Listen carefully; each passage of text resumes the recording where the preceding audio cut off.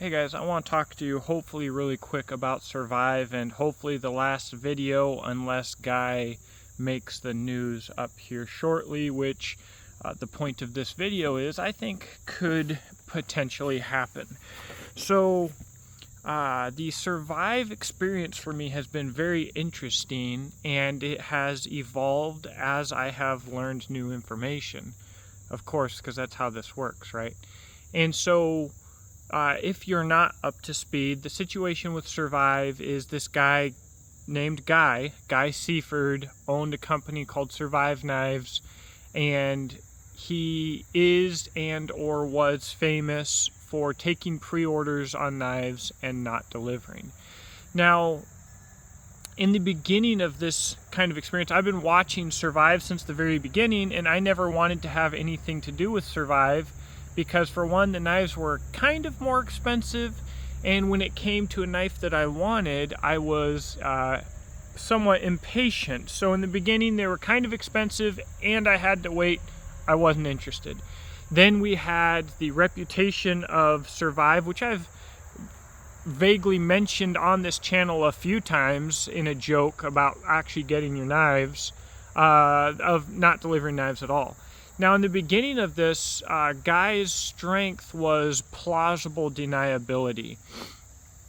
So a lot of the people who complained about Survives, their complaints were very basic. I haven't gotten my knife in 2 years, XYZ, even on forums and other places. The complaints were understandable, but they were not damning.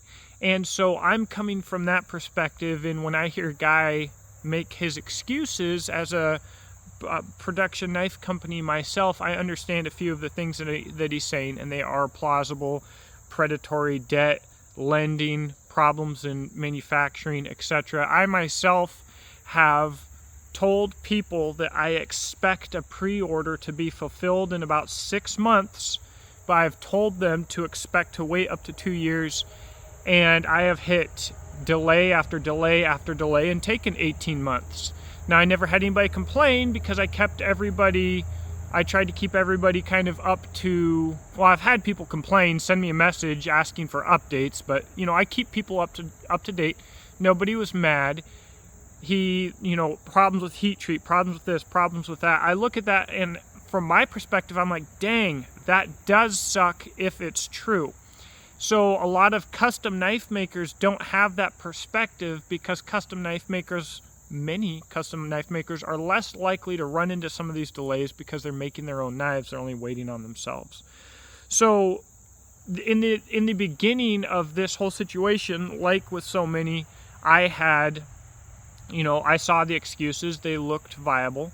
And I saw what looked like a complete change in Survive Knives because they were making knives, going from a pre-order to having knives in stock and selling knives that were in stock, and I bought an EDC4.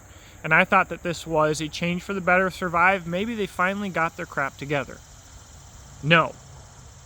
The truth was, and this was brought to light by John at Heavyset Tactical. Make sure to go subscribe him. John at Heavyset Tactical was a big fan of Survive Knives and personally invested, put his own skin in the game, put his money where his mouth was, and went over and worked his butt off at Survive. And as it turned out, he got like 1,000 knives or more shipped that Guy himself said never would have shipped without him. So there are well over 1,000 people out there who have a knife in hand that they paid for that would not have otherwise. So the reality of the situation was not that Survive was turning things around. The reality of the situation was that was like a last hurrah, and Survive was dying/dead, is now in bankruptcy. And the first reveal was that although, again, there had been plausible deniability that Guy was selling knives as factory seconds or selling knives elsewhere that had already been paid for to sell the same knife twice or potentially more times, to make some quick money. We had plausible deniability there, and those things were mostly rumors at that point. Fast forward, yes, we have confirmation that Guy was finishing knives that were paid for on pre-orders and selling them as seconds, or he was taking them down to Edgeworks or a couple other places and selling them under the table for cash, and those distributors were selling these knives that they paid for, and Guy was laughing all the way to the bank. The problem is, nobody, I think, has understood where all the money went. All the money for the pre-orders, this, that, and the other. There's a lot of mistakes that Guy made. There's a lot of things that Guy did between buying machines and moving and all of these things that he did, but it still does not add up. Where is the money? So this is where we get into, it gets worse before it gets worse. So our current situation is Survive Knives is filing for bankruptcy. The Instagram is gone. The website is gone. What is crazy is, even as this was happening, Guy made another video still blaming Magna Cut, still blaming Peter's Heat Treat, still blaming Crucible, still saying that he was going to pivot or something else. Really, I think he only made that video to let people know that he was selling equipment underhandedly. Like, all of the comments were like, hey, I'd like to buy some of that equipment. I think that was the only reason for that video, but we have some mental health issues certainly there, but it's worse than that. So now Edgeworks has called a guy who reached out to me anonymously, like, hey, we have knives in stock. They're not being listed on the website. At this point, Edgeworks has to know that they are buying paid for knives, essentially stolen property, and reselling it. And it's probably very lucrative. If they're not going on the website now, it's probably because they paid for them in cash off the books, and in a couple years they'll be worth double or triple what they are now, and they're going to make some good money off of this tragedy. But again, like I said, essentially buying and selling stolen goods, because that's what this is. If someone pays for a product and the company that makes the product takes that paid product and sells it to someone else, they stole it from the person who paid for it. So Edgeworks and another company, they are buying and selling stolen goods. But where it gets worse than worse. Okay, so we know Guy is a felon, and Guy, I guess, talks about having been a veteran. So I'm not gonna, the proof is out there. If you want to go find it, Google it, go find it. It's not worth the effort, because if you don't want to believe it, you're not going to believe it anyways, or whatever the case may be. I've learned that the hard way. You put all this effort into giving everybody every source and all the proof and everything, and if they don't want to believe it or they don't like it, then they're not going to, no matter what you do. So we're just going to do it. So I guess, as it appears, Guy dropped out of the Marine Corps for failure to adapt or mental issues in boot camp. Whether or not you can consider that an actual veteran, I don't know.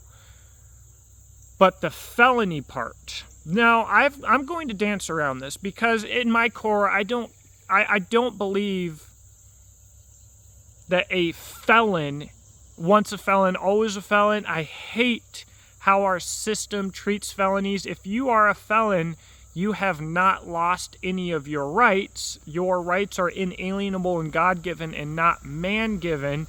Your government no longer recognizes your rights. That is tyranny.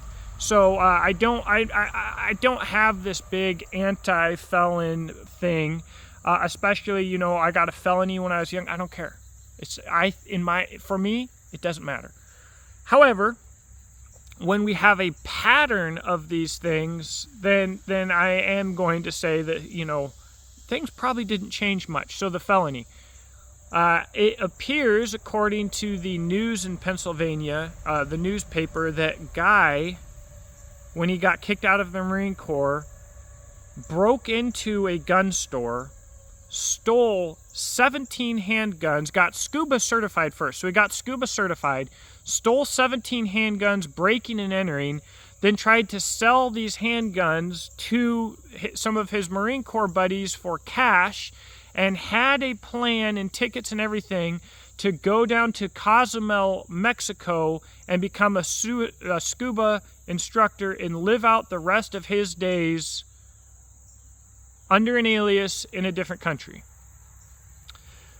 And now is where the picture for me gets to its worst, because it's worse. We have guy continuing to sell knives that have been paid for under the table, and it doesn't make sense where the money has gone, and we are in the process of bankruptcy. So the Attorney General in Pennsylvania, keep an eye on this guy so that he can't bounce the freaking country using some money that's been hidden under the mattress all this time, or offshore accounts or something, because by all accounts, guy is a lunatic, but he's really, really smart and motivated and knows how to get what he wants. So my concern at this point is that guy was a criminal, is a criminal, and has always had a bigger plan. And that plan has for decades involved bouncing out of the doggone country with all of the money that he has stolen. Truly, from what I learned at Blade Show, what I've learned from people reaching out to me, researching this itself and the original news article and stuff like that, this is truly like a unbelievable fictional story, and yet here we are. So, you know, I still see posts daily on the Survive Facebook group. Hey guys, I can't contact Survive. What's the chances I'm going to get my knife? Chances are you are not going to get your knife. I would say in absolute, but I don't want to speak in absolutes. But what's going on with the blanks, this, that, and the other? If guy is in the process of bankruptcy, that has been confirmed. There are a lot of different types of bankruptcy. I am not a bankruptcy lawyer, so I can't tell you exactly how this is going to work, but the way that I believe it's going to work, or I would understand that it's going to work, is guy no longer owns the equipment or all of the stuff that is in storage, or anything. So all of your blanks, boxes and boxes and stacks of blanks and hardware and Kydex and everything else is probably going to be owned by the bank or the state or something else. There might be a liquidation of assets. Here's the issue with that. Unless someone acquires all of the blanks and the handles and the hardware and the Kydex and everything like that, that knows how it was all made, half of it's worthless. So if you don't make the blanks exactly how Guy made the blanks, then it's not going to fit into the Kydex. And then you have tens of thousands of dollars of Kydex, which Guy stole from the Kydex company, Armor Kydex or whatever, up in Idaho, I think it is. He owes them something like $70,000. That he never intended to pay them, which was part of the irony of when he was going after Niagara, saying that Niagara was going after the small guy and the small business when he himself was taking advantage of small businesses. It's all worthless. Kydex, you need tight tolerances. In fact, the Peters heat treat issue with the decarb was all an excuse, and the problem is Guy had ordered all of the Kydex before this happened and ground all of the blanks exactly to the specs that he needed. And with the decarb, if he then ground just a couple thousandths off of each side, none of the Kydex would have fit properly, and he would have lost all his money in Kydex. It wasn't as big of an issue on Peters as Guy made it out to sound. Guy just made a really, really stupid decision that cost tens of thousands of dollars with the smallest misstep, because he should not have had the Kydex done already, or should not have had them fully ground to the dimensions needed before he sent them off to heat treat. anyways, that makes, so all of these processes, the value of all of the stuff that you might have potentially paid for is not there without Guy. If some company or manufacturer buys all of this stuff, it will not have the value that it had under Survive Knives, because it's not going to be made exactly the same, using the exact same processes and everything like that. And what's even more sad is it's kind of become a pariah.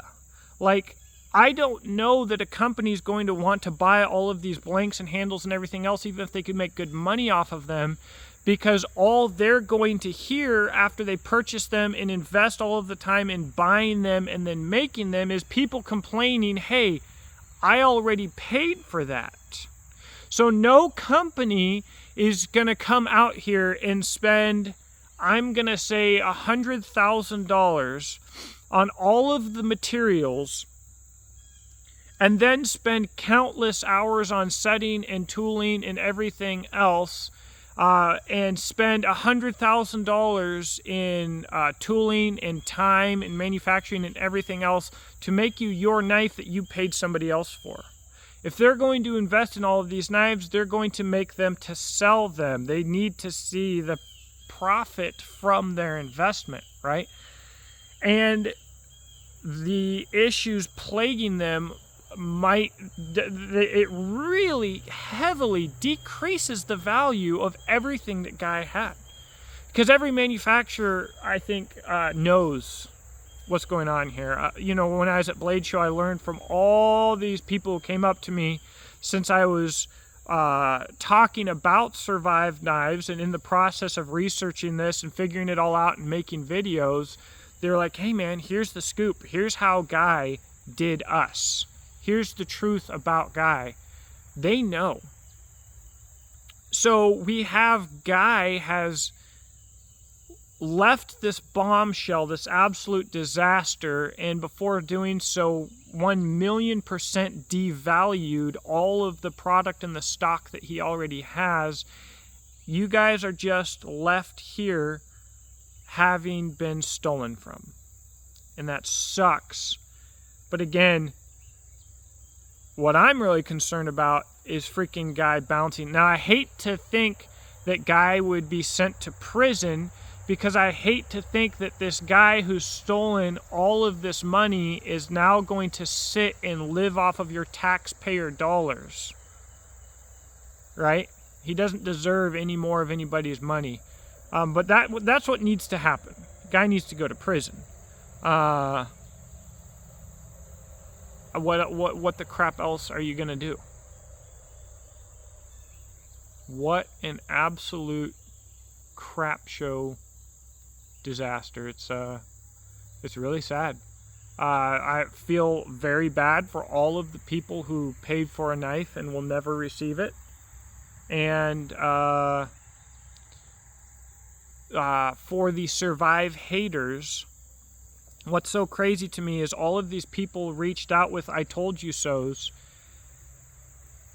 and they didn't even know how bad it was.